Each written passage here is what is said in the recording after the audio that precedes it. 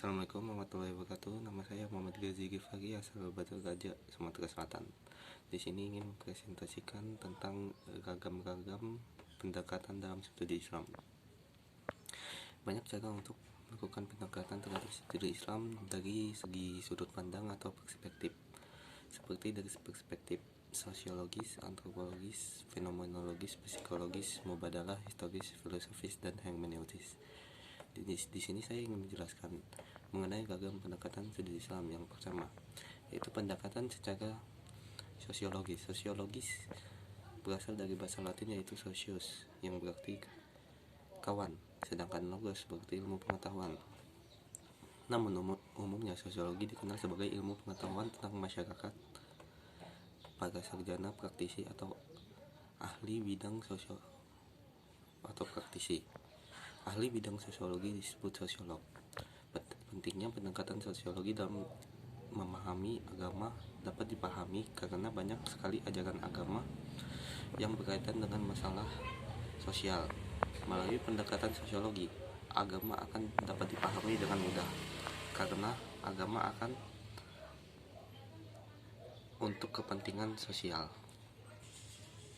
Sejak awal sejarah umat manusia, agama sudah terdapat pada semua lapisan masyarakat dan seluruh tingkat kebudayaan.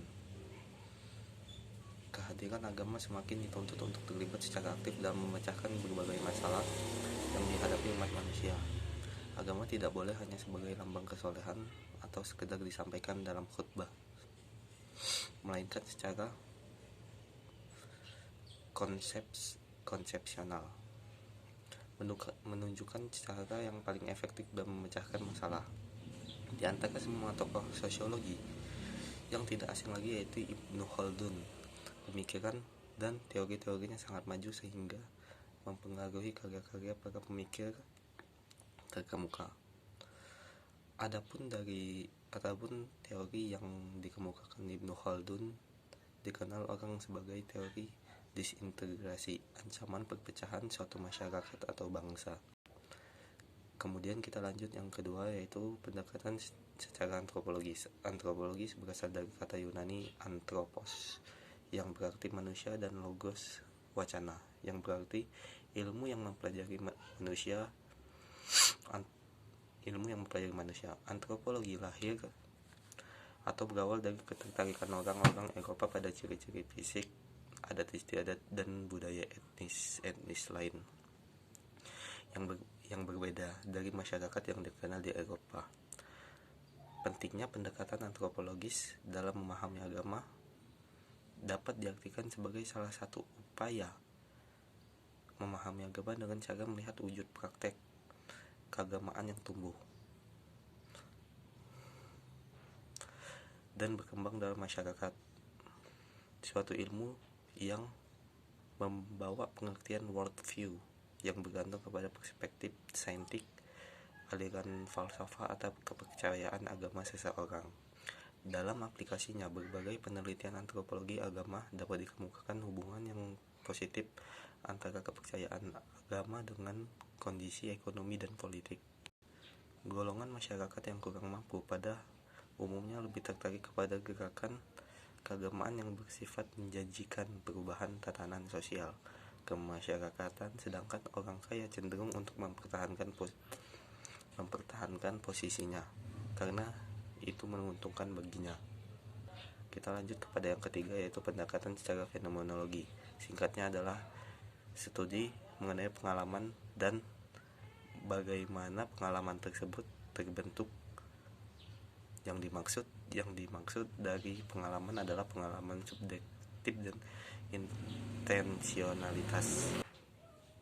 Studi ini kemudian mengarah pada analisis kondisi kemungkinan internasionalitas, latar belakang praktik sosial, dan analisis bahasa.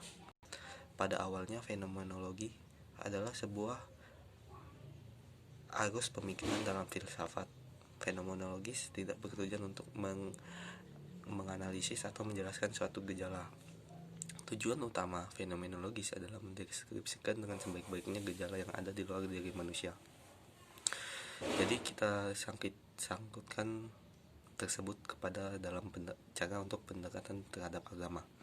Kaitannya dengan studi agama, makna istilah fenomenologis tidak pernah terbeberkan secara tegas.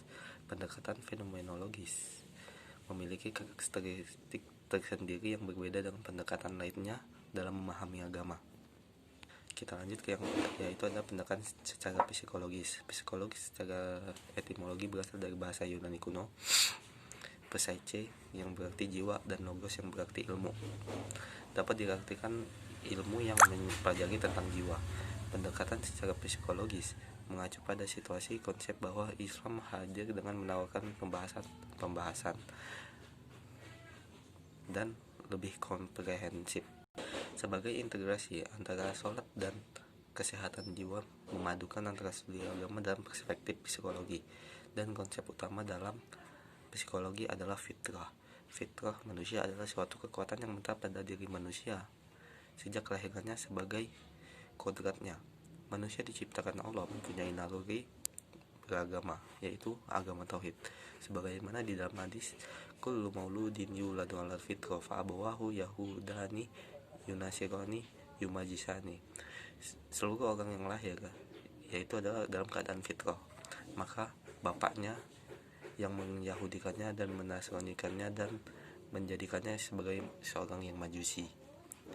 Kita lanjut ke yang kelima, pendekatan secara mubadalah atau keadilan antar semua gender. Melakukan pendekatan dalam relasi kesalingan antara individu maupun kelompok, terutama antara laki-laki dan perempuan. Tujuan pendekatan mubadalah dalam studi Islam untuk meneguhkan dan mempopulerkan nilai-nilai keadilan dan kesalingan dalam relasi antara laki-laki dan perempuan. Tidak menjunjung patriarki maupun matriarki, dikarenakan baik laki-laki maupun perempuan memiliki kelebihan dan kelemahannya masing-masing. Pendekatan secara historis berasal dari Inggris. Histori yaitu artinya sejarah. Sejarah sendiri mempunyai arti yaitu adalah kejadian yang terjadi di masa lampau. Sejarah atau historis memiliki berbagai peristiwa yang meliputi tempat, waktu, objek, latar belakang dalam peristiwa tersebut. Sejarah mempunyai dua unsur konsep. Yang pertama, sejarah tersusun dari berbagai peristiwa masa lalu.